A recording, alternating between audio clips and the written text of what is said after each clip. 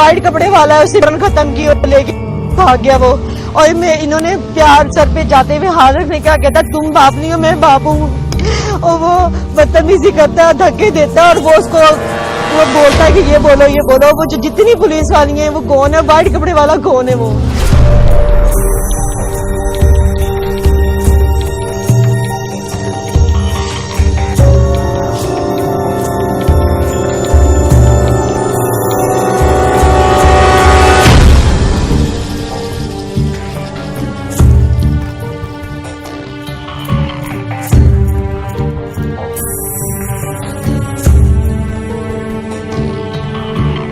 तस्वीरें भी लेके आया और ये बंदा वही है जो मेरी बीवी को लेके आया, खुला दिलवाया। उसके बाद मैंने हाई कोर्ट में पटिशन दायर किया मैं अपनी बेटी के लिए मिलने के लिए, मगर ये लोगों ने मेरी बेटी को नहीं लेके आए। और जो दुआ ज़हरा जैसे बाप के खिलाफ बोल रही है ना, ऐसी वो बच्ची है 4 साल 6 साल की। तो ये कहाँ सही ना? ये जो सफेद कपड़ों वाला है ये अब आपको क्या कहता था उस दौर में? यही बातें करता, यही दावे बंदे के करता, पास ये इसी बंदे के पास मैंने कसूर हाई कोर्ट पे मैं गया। मैंने बोला भाई तू क्या कर रहा है, ये खुला दिलवा रहा है, ना लेना ना देना, तो कौन है तू जानता है हमें? वो बोला भाई मैं तो ड्राइवर हूँ, मेरे को किसी ने भेजा, मेरे कोई लेना देना नहीं।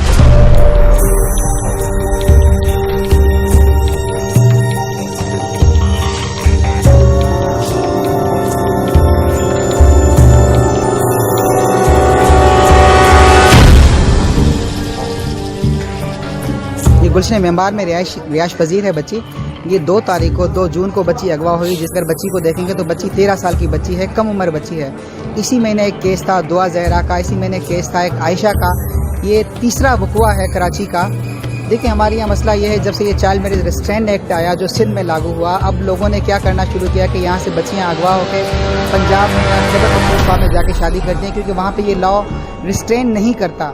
कल दुआ ज़हरा का भी जो हाई कोर्ट ने फैसला दिया, वो भी फैसला इसी वजह से क्योंकि वो शादी जो है वो पंजाब में तय पाई और बच्ची का जो मेडिकल हुआ वो 17 साल का था। देखिए हमारे यहाँ किस तरह से मेडिकल रिपोर्ट्स भी अक्सर औकात आपने देखा होगा चेंज हो जाती हैं। जो बच्ची 13 साल की थी, उसके वालिद की शादी को अगर 14 साल हुए तो बच्ची की एज 17 साल कैसे होगी? लेकिन बच्ची 13 साल की है, बच्ची का बेफाम बना हुआ है। आप बच्ची की एज देख सकते हैं। बच्ची कल तक जो थी बड़ी प्रेशराइज थी, इसकी स्टेटमेंट कल तक कोई और थी, लेकिन बच्ची जब यहाँ सुबह कोर्ट में हमें मौसूल हुई, हमने बच्ची की प्रॉपर काउंसलिंग की और बच्ची ने फिर माँ से गले लगा के इसने बड़ा रोई। इसने अपने दुख का इजहार किया, बताया कि मुझे जो है वो ज़बरदस्ती घर के बाहर से अगवा किया गया था, फिर मुझे नशा दे के रेम्यार खान ले जाया गया। अब बच्ची रेम्यार खान से रिकवर हुई। आज इसने बच्ची ने कोर्ट में स्टेटमेंट दिया कि मैं अपने माँ बाप के साथ जाना चाहती हूँ और कोर्ट ने आज इनको इजाज़त दी कि अपनी माँ के साथ ही जाएँ। मुलजमान गिरफ्तार हुए? मुलजमान गिरफ्तार थे, लेकिन बच्ची ने और उनके पेरेंट्स ने कहा कि हमें कोई कार्रवाई नहीं करनी, हम गरीब लोग हैं, हम कोर्टों को अफोर्ड नहीं कर सकते।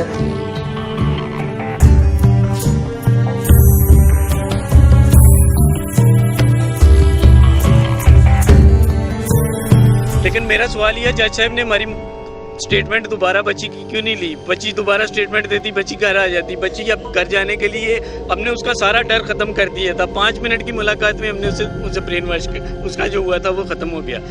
जज साहब ने पुलिस वाले खींचा उसको, वही सफेद शलवार कमीज वाला, इसने बोला है कि इसको तुम क्यों हाथ लगा रहे? कहते मैं बच्ची का बाप।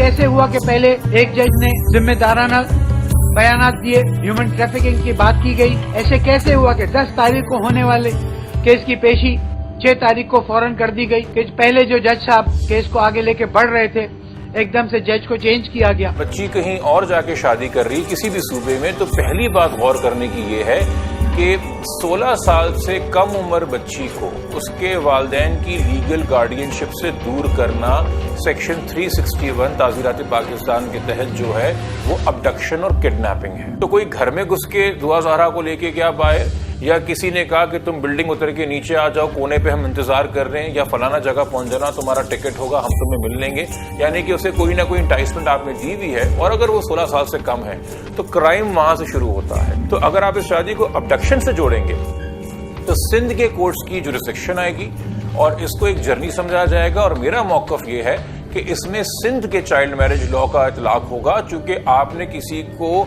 बॉर्डर या सरहद पार कराई सूबे की इसलिए है ताकि आप उससे शादी कर सकें और कानून का इतलाक का फायदा उठा सकें। लगता ऐसा है कि दुआ जहरा के केस को भी बड़ी जानी पहचान, बड़ी सोची समझी साजिश के तहत खराब किया जा रहा है, उसको मुतासिर करने की कोशिश की जा रही है और उसमें बड़ी बड़ी कुव्वतें कार फरमा हैं।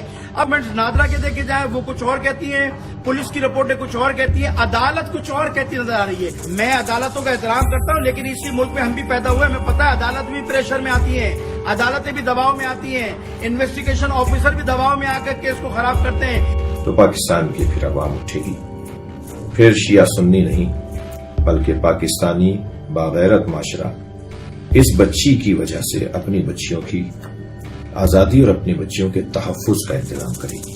फिर एहतजाज का अमल शुरू होगा, फिर यकीनन इस मुल्क में कानून और आइन को मद्देनजर रखते हुए कानून हाथ में लिए बगैर अपना जायज अपना कानूनी हक हासिल करने के लिए लोग एहतजाज के लिए बाहर निकलेंगे। फिर शहर शहर में दुआ जहरा और फिर हर गांव देहात में दुआ जहरा के नाम पर हमारी सारी बच्चियों का तहफ्फुज।